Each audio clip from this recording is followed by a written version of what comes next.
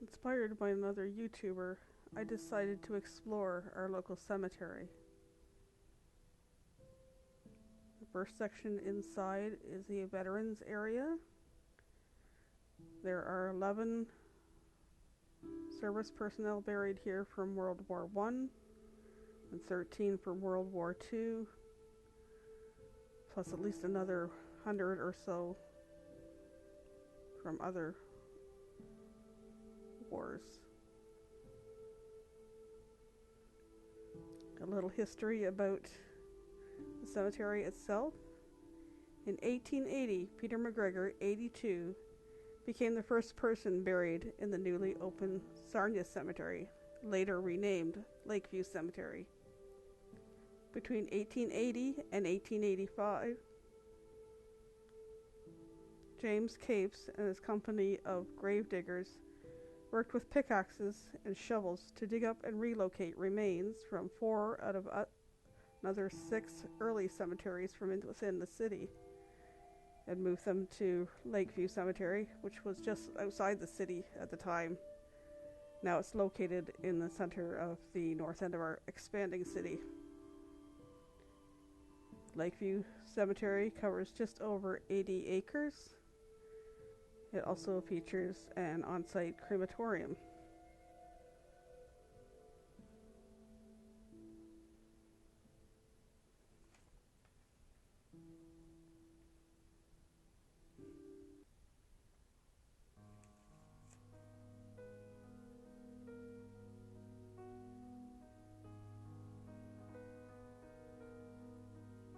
I was trying to look at the different headstones, but not all of them list which war or which service area they worked in. And usually for Canada Day or Remembrance Day, Canadian flags are put out at each headstone.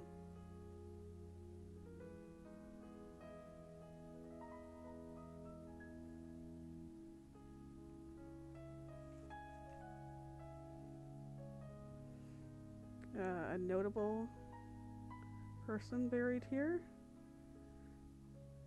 is the Honorable Alexander Mackenzie, who lived from 1822 to 1892. This plaque ahead reads, Alexander Mackenzie, Canada's second Prime Minister, emigrated from Scotland in 1842 as a stonemason.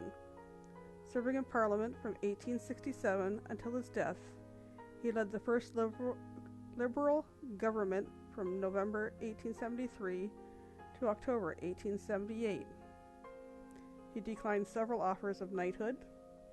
He was admired for his integrity and belief in equality. He introduced the secret ballot and founded the Supreme Court and the Royal Military College. In 1872, he was Treasurer of Ontario. He helped eliminate dual representation in the federal and provincial government.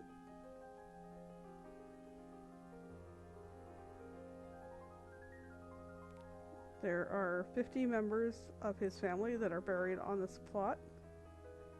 You'll notice a lot of matching headstones.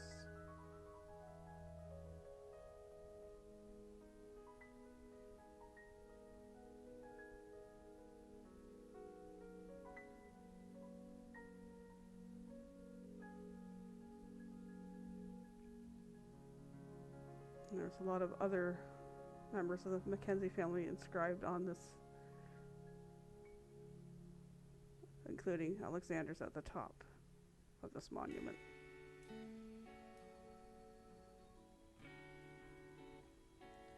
Our civic holiday Monday in August is also known locally as Alexander Mackenzie Day.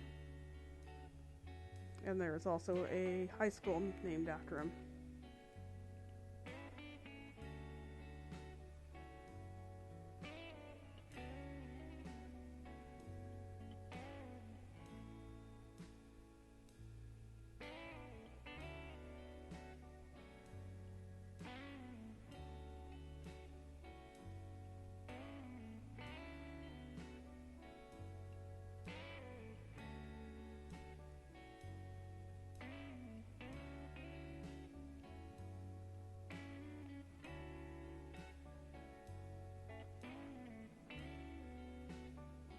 Alexander Mackenzie.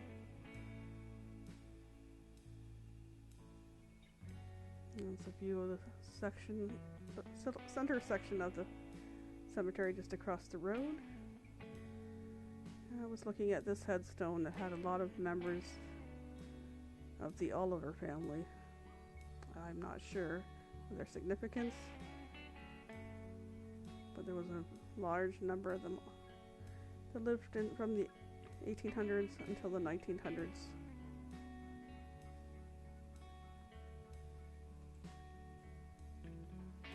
And I believe this monument here is one of our founding fathers of the city, Captain Richard Vidal, and his family buried nearby.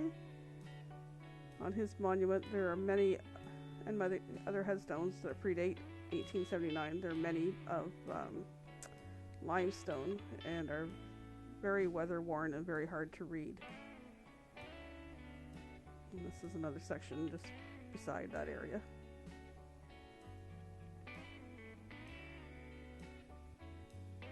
And this section is still quite open, and that building in the distance is the crematorium.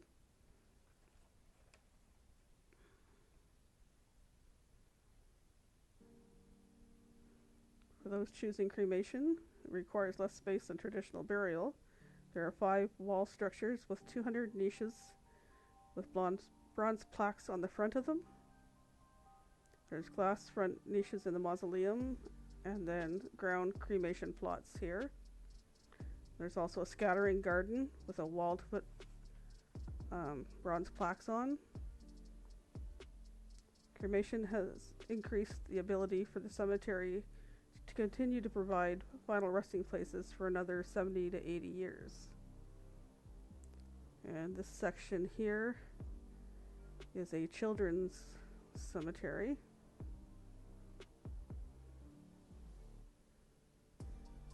This is a very old headstone here. It was very hard to read all the information.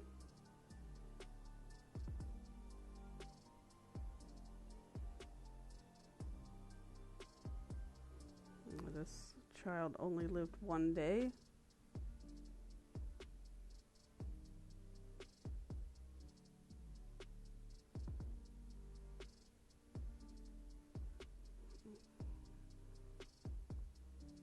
Marshall Clifford was 1 month.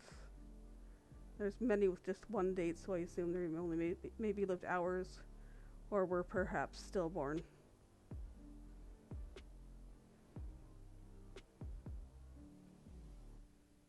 The headstones are very scattered, but I believe there is a good number of unmarked graves here. I know I have a cousin that's buried here and that's not marked.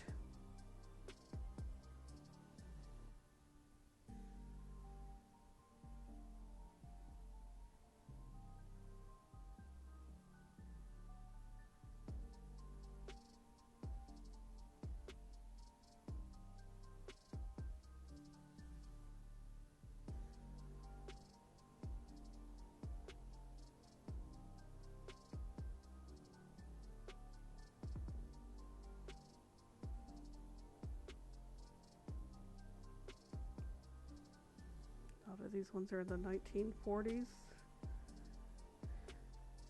I also noticed a whole bunch up here that were 1951. So I was wondering maybe there was an outbreak of something in that year. I don't know.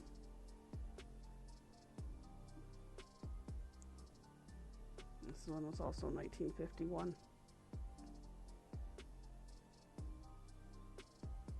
That's a very large section of children and infants, and they're right across from the mausoleum.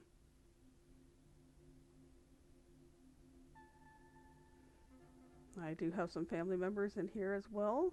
This is my great-grandmother and great-grandfather, George and Ada Kelch, and there are 2 of their children buried to the left side here. Their son, Stuart, was a baby. He only lived 15 days. Their daughter Marion was 5 years old. I believe the story is she died from an infection from her tooth. This is my grandmother, Margaret. And beside her is my grandfather, Frederick. It's just unmarked. And I believe my great uncle, George, is buried behind the headstone. Also unmarked. This is my niece, Emily. She was only 12 years old, died of leukemia. She designed the star on the back of her headstone, which her mother also has for a tattoo on her shoulder. And just a couple rows over is my Uncle Bill and his wife. It's my mom's brother. This young man was only 25 years old when he drowned. He was a very strong swimmer. I used to babysit him when he was a child. And this section that they're buried in is a relatively newer section.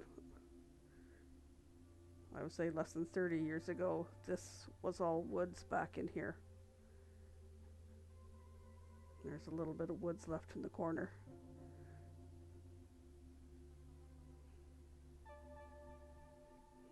This is starting to fill up, but there's still plenty of space.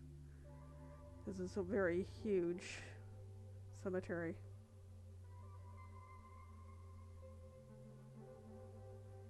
Thank you for watching. Many thanks to Kevin from the Nomok Experience, who inspired me to explore the cemetery.